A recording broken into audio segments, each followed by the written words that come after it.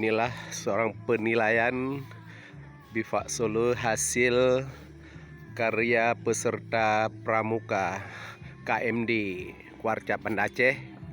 Inilah hasilnya yang telah dilaksanakan dengan baik. Tinggal penilaian dari pembina juri, dewan juri.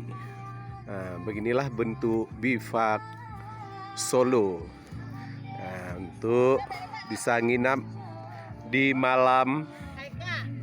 Ini untuk di dalam perjalanan untuk berlindung di hutan dalam kehujanan. Ini sebagai dewan juri juga sedang menilai bagaimana Bu hasil karya anak KMD 2022 pramuka. Sukses untuk sementara untuk menjelajah, alhamdulillah sudah sukses ini.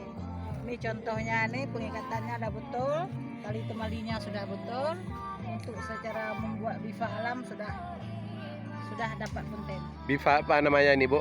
Ini Bivak Solo. Kalau Solo. bivak alam dia itu bahannya dari alam-alam, daun-daunan atau pohon-pohon yang ini. Tapi ini bivak kita buat dari dalam tas sendiri. Ya, manfaat Bivak Solo untuk apa? Untuk bertahan hidup kita di tempat yang dimana kita tiba-tiba terjebak di hutan. Untuk menyelamatkan dari hujan dan badai lah Bu ya. Iya, iya. Oke, terima kasih atas informasinya. Beginilah di dalam kegiatan pramuka. Sangat untuk kreatif, menciptakan kreativitas anak-anak didik kita. Selama di dalam kegiatan inilah hasil Bivak Solo untuk melindungi atau menginap di dalam perjalanan. Demikianlah informasi untuk sementara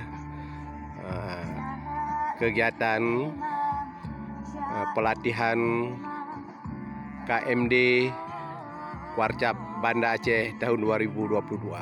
Terima kasih atas perhatiannya.